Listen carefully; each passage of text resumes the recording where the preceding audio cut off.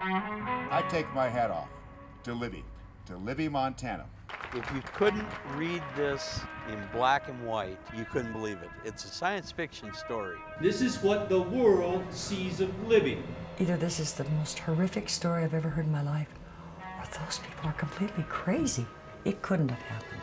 Each person has to make up their mind what's real to them. Libby is a lot like a lot of towns were 10, 20 years ago, even though at the same time we're progressive. We have cable TV and everything you'd want. Libby was a real small town.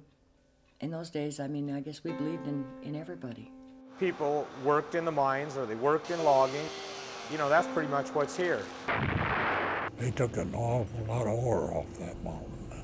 They made an awful lot of money on it. We were lucky. We were a little town, and we had a corporation that came in that was going to take care of us. This entire community was being exposed to a toxic pollutant. They chose to keep that information to themselves. The stuff was in your clothes. It was everywhere. Anybody that lived here prior to 1990 is exposed, and a lot of people in town think we're crackpots. There are people who I think are giving Libby a bad shake. This has gotten too far out of hand. This has gotten completely off track. I have an asbestos case. I've been accused of being a rebel or activist, and I'm real proud of that. I'm not really disabled. I just can't breathe if I don't have Grace, my constant companion. Out of this population of 6,000 people, 1/4 of those, or 1,500, will have asbestos-related changes on X-ray.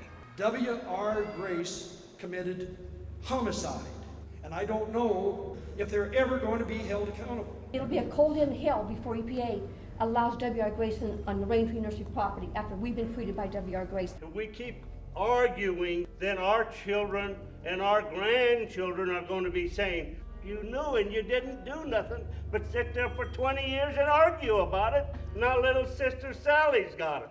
If you get involved and find out what actually took place here, you'll be a believer.